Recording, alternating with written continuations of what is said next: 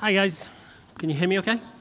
So now, last but not least, education, and it's ironic because typically education is the last thing that governments think about when it's time to change policies. It's a very slow-moving industry, and I wanted to talk a little bit about education. I think Shai mentioned a very critical questions around preparing populations of countries for 21st century jobs.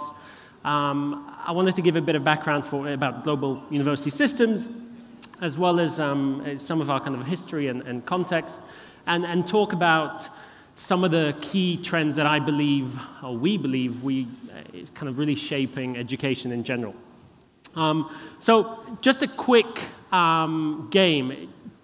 Can people put their hands up if they went to university, please? And just keep your hands up.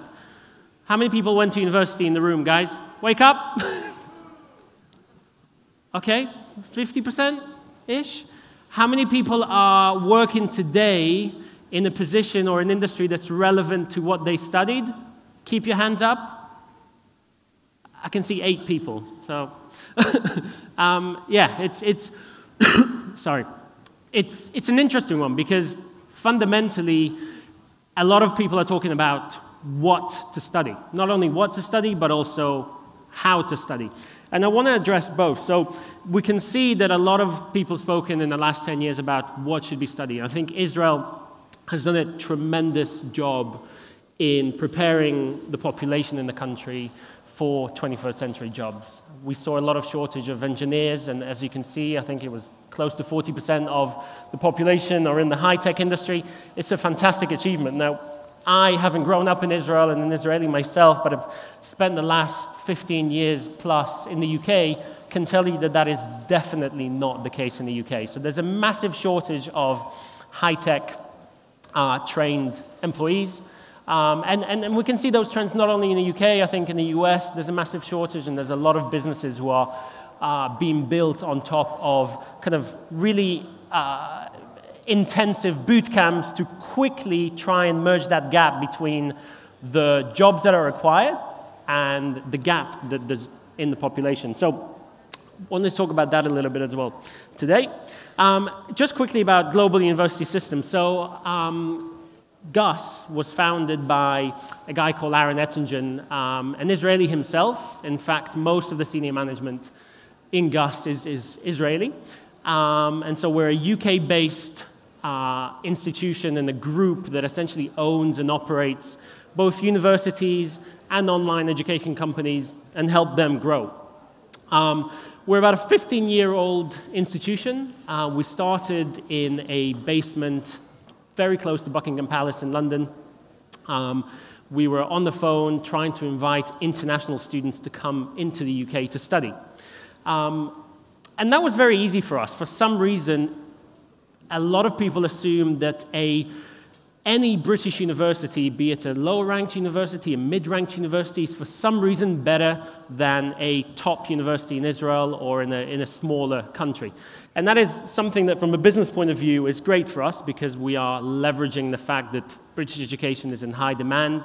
Education in general is one of those industries like healthcare, and you'll always need doctors, you'll always need lawyers, accountants, etc. So we're leveraging on that trend in building our business, but as an Israeli myself, it's quite upsetting to think that some of the institutions in the UK are perceived on the global level to be, for whatever reason, just because they're British, better than Hebrew University, as an example. So today we've got about 40,000 students studying with us globally. 15,000 of those are online. And my day-to-day job is actually running the online education division for global university systems. And I'll get into some of the trends that we think are impacting education technology and online education in general. Our mission is to help institutions connect on a global level. We're helping universities and colleges around the world in essentially growing their brand, growing their student base, helping with technology and infrastructure and everything that you need to run a successful higher educational institutions. Our most recent acquisition is, in fact, an Israeli company called HiQ, which I presume most of you would probably have heard of. It's a psychometric test prep company. We're super excited. That happened about 6 months ago. We are really looking for HiQ to be kind of at the forefront of innovation when it comes to online technology and some of the trends that we are trying to piggyback on. So just kind of context in terms of education in general, when I ask people to name the biggest industries in the world, education is never in the top 5, even though actually it's a massive, massive, massive industry and massive market size. So $5 trillion spent in global education expenditure in 2014, and that continues to grow. So that's, in a nutshell, 8 times bigger than software as an industry. It's a huge amount of money spent on education in the world. 50% of the US workforce, and so we mentioned an example that doesn't really, or a country that hasn't really worked that well. 50% of the US workforce expect to be freelance by 2020.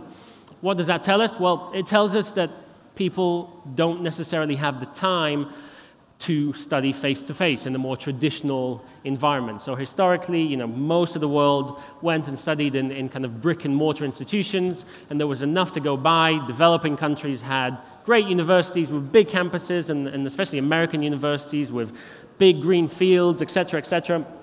Today, that's changing. People want to earn and learn at the same time, and that's tough. For that, you need to study online, you need to change the way you're learning, et cetera, et cetera. 90% of the world's under 30 population are in emerging markets. So not only kind of the Western world is growing, in terms of the people that will need to educate, a lot of those come from India, China, and Asia as a whole. And so just a fun fact, to meet kind of higher education demand today for the under 20 population, we need to build 2 universities every day just so people can come and actually study a degree of some sort when they get to the age where they need to study. And over the next 20 years, we'll need to build 20 universities a day. So that's not really sustainable by any means. And so we're looking towards online education and content to drive the learning process over the next century. And so I wanted to touch base on kind of how we do that and what are the trends. So in our point of view, there's a bit of a revolution happening in the online education space. It's an industrial revolution of some sort. And there are kind of 4 big things that drive industrial revolutions, digitization, globalization, personalization, et cetera. I wanted to map those key areas into the 3 trends that I'll talk about. So adaptive learning is the first one. It's not about what we study anymore, it's how we study. Everybody studies differently. I, myself, personally prefer things that I can drag and drop and pictures, etc. Some people like to bury themselves in books. But there's a whole, in a kind of subsector in an industry built around adaptive learning. There were 2 companies just before me that were in the HR and kind of recruitment space who are looking at artificial intelligence, which we'll touch upon in a second. Yeah, 2 minutes and that's it. So adaptive learning, making sure that it's not what you study, it's how you study. I'll run through these because I know I have literally 2 minutes. Yeah. Competency-based learning. So there's a big general trend in standardization in education. So we want to make sure that as an employer, people understand what you are studying. And so we're trying to break down a traditional curriculum into Lego pieces and making sure that people understand that an online MBA from University X might actually be the same as an MBA from a University Y. And so standardizing that and making sure that there's relevancy across countries is important. And lastly, predictive analytics. So we heard from a company that is essentially trying to use analytics to match employers with employees who want to study there. And so we think that's going to be a huge, huge game changer. So just to sum up, it's not about what you study anymore. Content is becoming a commodity. It's about how we learn, and we feel that those 3 things are a big, big game changers in learning in general. Education technology will really kind of be based on data. LinkedIn is making a move on trying to understand what skills are important for you and what not. And lastly, there's going to be a huge component on human curation technology. We're looking for big organizations and industry brands to basically become the voice of authority when it comes to telling us what to study and when to study, because fundamentally we're studying so we can get a job, so we can get that raise, so we can get that career advancement. Thanks. Thank you very much.